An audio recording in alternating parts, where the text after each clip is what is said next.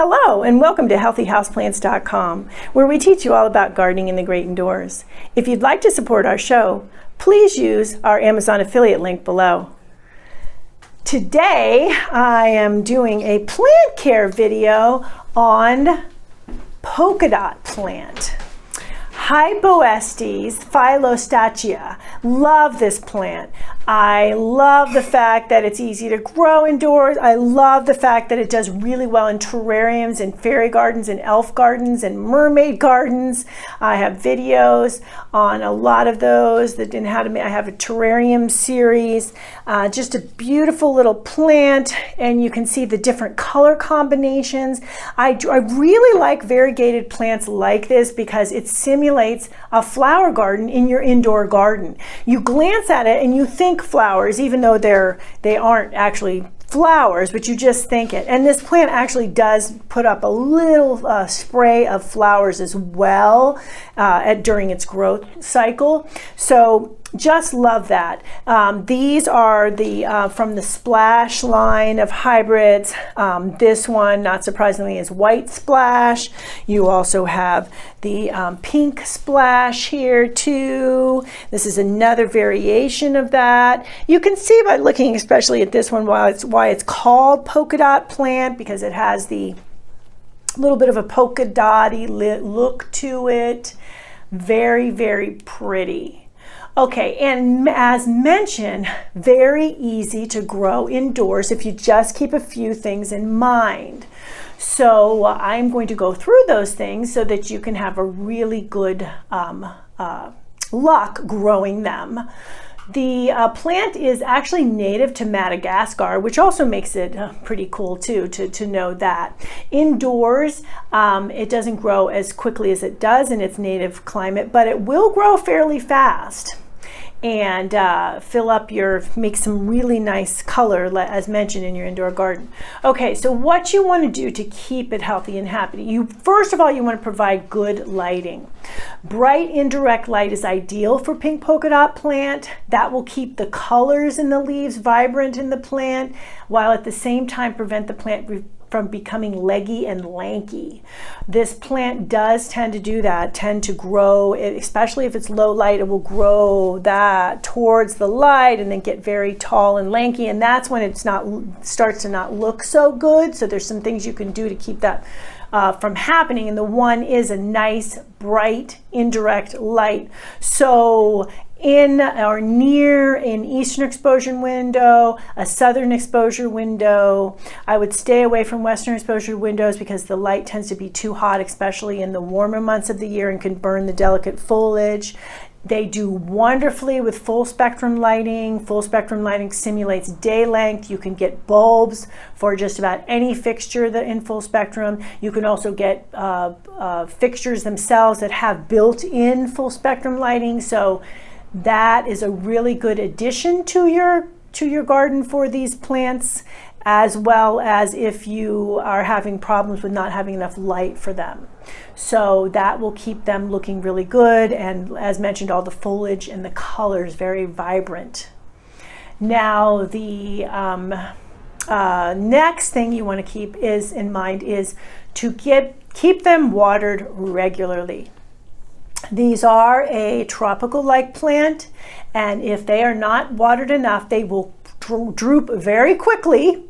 The good news is, if you catch it just in time and water them, you can often save them from demise, and they will spring back. They may lose some leaves because of the droughting that you did, but they will generally spring back. Always water them and all your houseplants with warm to tepid water, and I have videos on why, but that's really important, and these guys definitely like the warmer water. So that's something to keep in mind as well. Now you want to fertilize them monthly, except for December and January when they slow, it's winter time. And they will slow down growth somewhat during that time. It's usually good to give them a little bit of a rest then, but February through the rest of through November, they're pretty. They do like some nutrients, so they're pretty good feeders. I have my Green Gourmet houseplant food, which is an organic food. So I would suggest using an organic fertilizer. You can also use liquid fertilizers, organics, on either follow package directions specifically, or even err on the less side of fertilizer so you don't burn their delicate roots, because they do tend to have delicate roots, the polka dot plant does. So keep that in mind when fertilizing them. And as I mentioned, once a month is really good for them. They are high humidity lovers, and they also like a moderate temperature. So what you want to be looking for is a humidity level of 45 to 65 degrees in terms of humidity, and in temperature wise 65 to 85 degrees. So a really good way to figure out what's going on in your indoor garden and determine if you've got good humidity and good temperatures for these guys is with a hygrometer. Really easy to use. All you do actually is look at it. You'll see that it has the temperature, and it also has the humidity level right now at 51% humidity, which they love, and the temperature is 68.5, so this is actually good for them.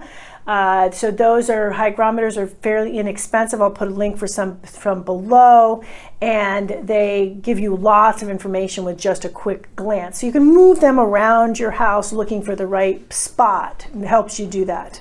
So the humidity, okay, so boosting humidity if necessary using a humidity tray. I have a video on how to create that. There's water underneath this layer here of marbles here, which humidifies the air around the plant, which is great. Plants also humidify each other because they transpire and they release humidity that way, and and then, as mentioned, they will humidify each other, and they also give some humidity to your air that you're breathing and you're feeling as well. So that is another good thing to keep in mind. The more polka dot plants and other plants, the better. And misting occasionally will help a little bit.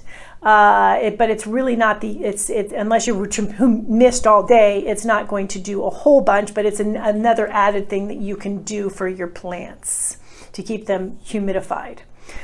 Okay, so the other thing that you want to keep in mind is the soil that you put them in. So you want a rich, well-draining soil. So you want a soil that's going to retain moisture, so it has some peat in it or core in it. At the same time, you also want it to be draining well, so you want it to have either perlite or pumice in it. I do have a product my pumice here. So if you say you have a soil that seems to be holding a lot of moisture, but it doesn't have enough drainage, then add some pumice or add some perlite to it so it drains well.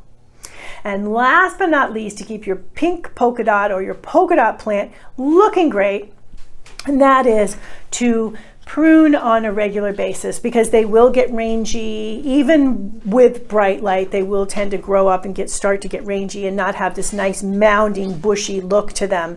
And you will need to pinch and prune back on a regular basis, depending on the time of year. When they're growing very quickly, spring and summer months, when it's warm, you may need to pinch weekly. Other times of the year, probably last every 2 to 4 weeks. Just keep an eye on them. You will notice they need it when they start to sprout up here and there, parts of them, and are not looking great, so pinch them back at that point. I'm going to show you here. So on this, what you want to do is pinch back to the next set of leaves. So here's this one, so I'm going to pinch back here, and you can see here I've pinched back there, and that is going to make it grow bushier from that point. So that is something that's important to do, as mentioned, on a regular basis with your pink polka dot plant to keep them looking healthy and happy and really lighting up your indoor garden. So that is all for growing pink polka dot, also pink polka dot plant in general, because not all of them are pink, healthy and happy in your indoor garden. Thank you for stopping by today. Please leave any comments about any indoor gardening tutorials you'd like to see. Remember to like, comment, subscribe, and share this video. And please check the bell if you'd like to be notified when new videos are released.